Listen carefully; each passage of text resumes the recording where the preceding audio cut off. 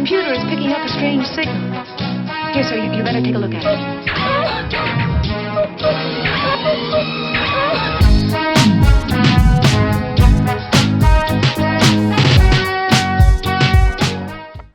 Hello and welcome to another episode of Life Through a Prism with your host Rob Tierney, and today we have our guest back, Merran Thurley.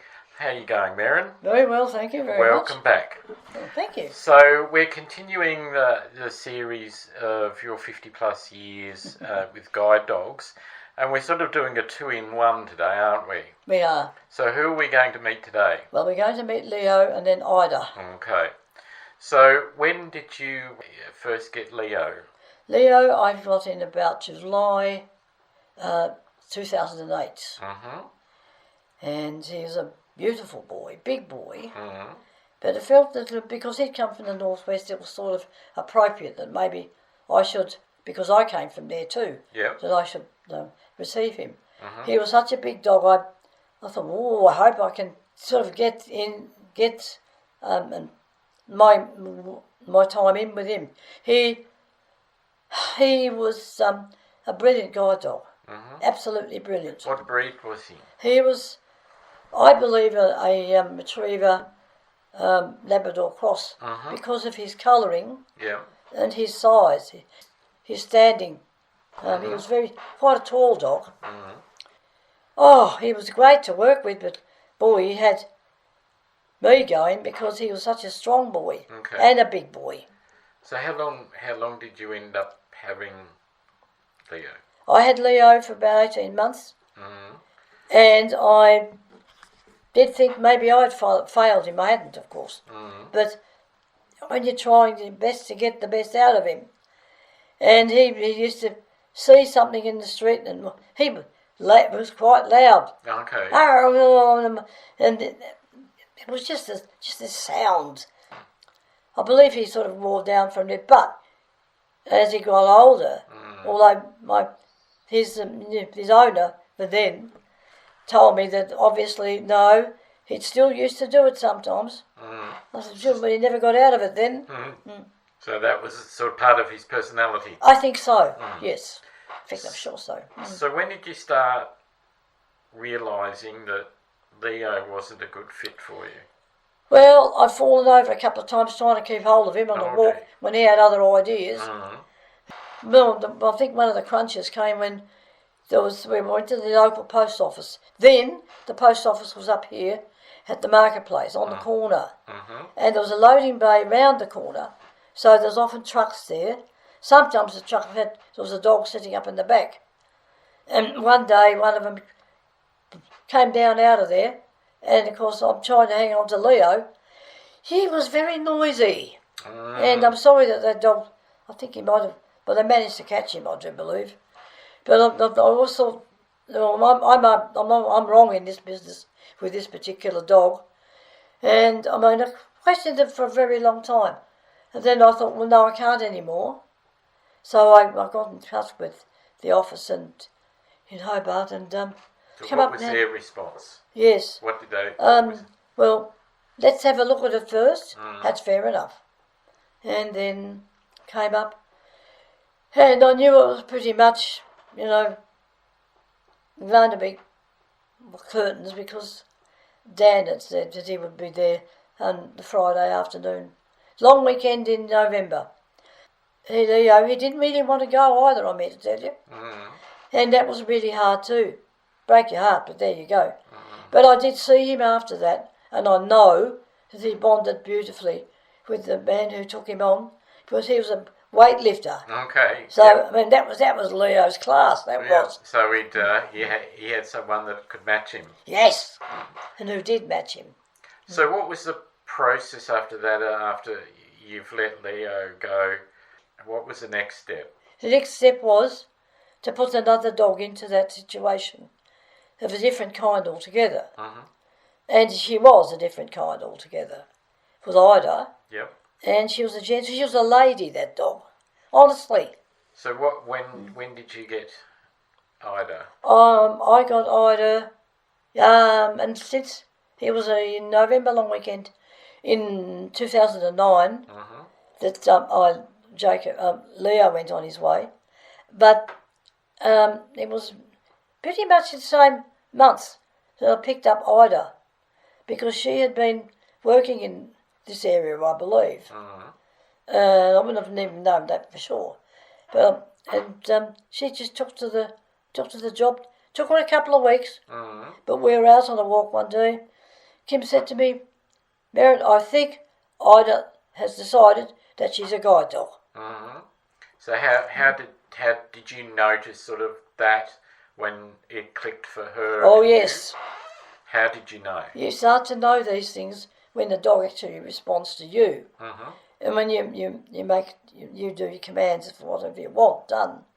And when she'd gone right up to the corner of Cheltenham Way, right at the top of Las Vegas Drive, I asked her to make the turn, and she did. Okay. And Kim says, watching it, you could see. So for those who don't know, who haven't listened before, who's Kim? Kim Ryan was my guide dog instructor then. She's our business manager now. Yeah, so that was great. I knew I hadn't lost my touch. So did you sound like that you obviously lost some confidence when you had to let Leo You do. go? That happens every time you do. You do leave a dog. Your confidence sort of goes out the window for a bit. Because it's the first time that you had to let a dog go after that way, yes. Yes. That for sure, that short of a time. So what was, before we go on to Ida's stories, was there anything with Leo that stood out? Any funny stories? Or? There is a story, and it's incredible, funny. But I was reminded just recently, have I told the story about Leo and the rabbits? Okay. I worked at UTAS and the AMC, had done for about 17 odd years, and there was sort of a thing around there. Either you had cats in overflowing numbers, or you had rabbits, because the cats or the rabbits used to multiply simply because students fed them.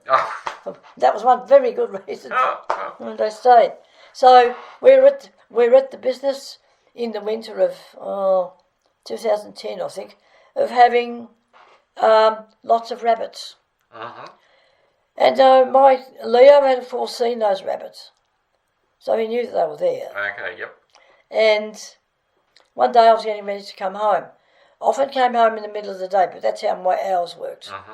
And we were at that stage in offices on the top of the student centre building, on the corner where there was a self-opening door that had a long ramp down to the ground. Leo knew about this, of course. And I was getting ready to come home and I missed him. Called him, no sign. And I'd heard the door close and I thought, oh no, he's gone down the ramp. Oh my goodness. And anyway, when he got to the bottom and off he went. He'd spotted rabbits all right. And the only thing I could do, I said, the office manager at the time had had her room on the same side as this particular pathway. And I thought, she'll see him. She'll know which direction he's going in. And I rang him down, told her. Well, that was half the staff that happened to be there. It was lunchtime. So Jane said it was the funniest thing out. They're all going out to see how far he'd got with these blessed rabbits. Oh boy! And I'm thinking, if he's got down onto the road, it's going to be fun. I've heard of sheepdogs, but never a rabbit dog. No. Rabbits. Oh my goodness! So how did they get hold of him? Well, I reckon it was a bribe. I never knew the full answer to that, but I reckon it was a good bribe. And I can still remember now, Lynn coming up the stair with him, just bringing him back to me, and he's thump, thump, thump, thump, and I thought, have you, you've really done it this time, haven't you? I mean, it's just one of those things.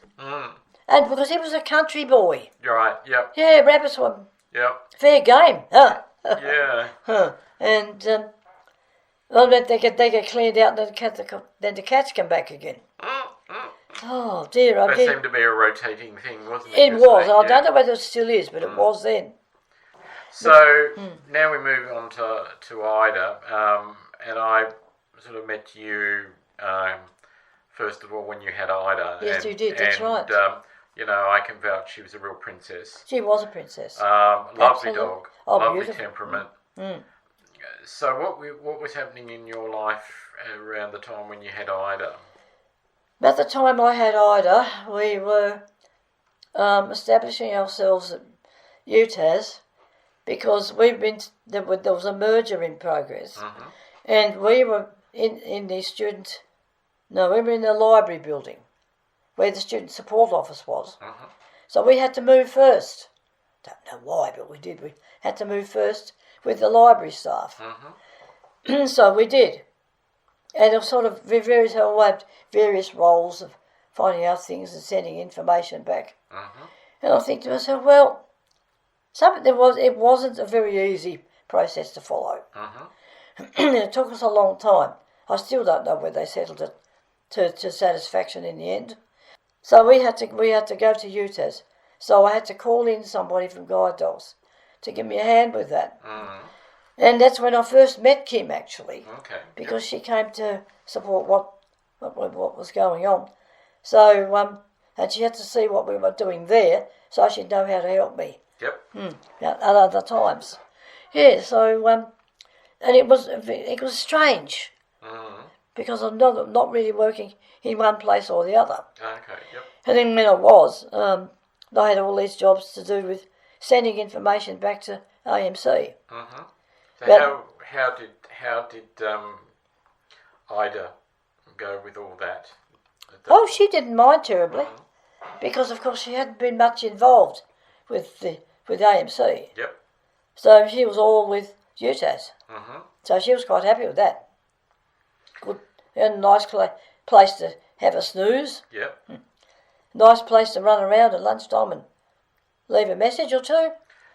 Because it was at this time sort of you retired, didn't you? I retired at the end of 2011. There was obviously not going to be enough there to employ me, which is fair enough, I suppose.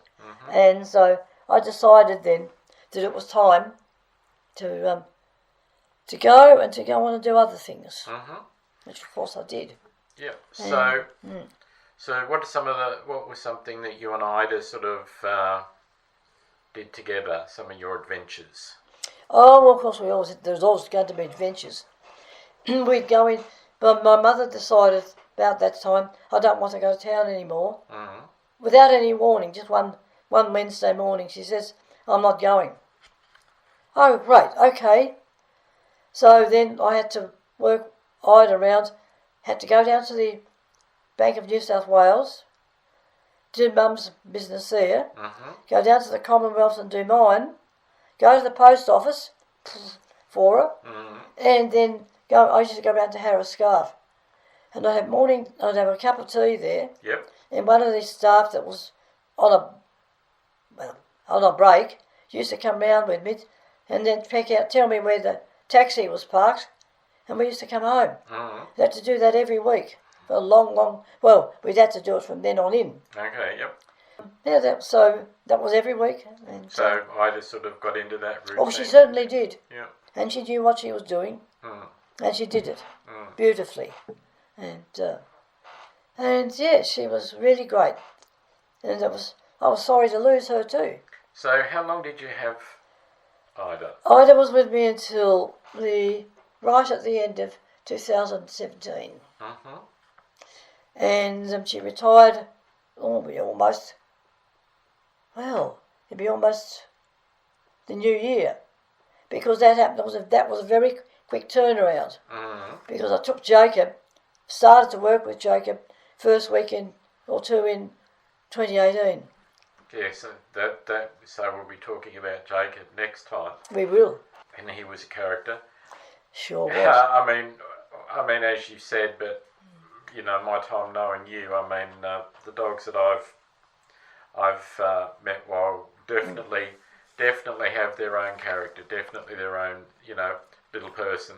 Oh, certainly. So you're sort of So as you're getting older, were you finding it harder to transition to a new animal? It was going to be different, and maybe it would be more difficult because this time I have a dog that is part and will become full-time companion rather than a straight-out guide dog. And you're talking about Kayla, aren't you? Yes, that's right. Yeah. So from sort of, was there a point where sort of anywhere around Ida that it's like, because I know we've had some conversations about it, that you were sort of struggling a bit. You always know when it's time. Yep. I've always known. Yeah. And to make the decision that I've got to move on. Not an easy one for... No, it was a very difficult one. Yep. And I mean, there's also the thing of like, you're still wanting to go out and do things and stuff like that. Yes. So it's wanting to keep going. So just before we wrap up, is there any funny story that sticks out with Ida? Now Ida was Mum's dog in a way.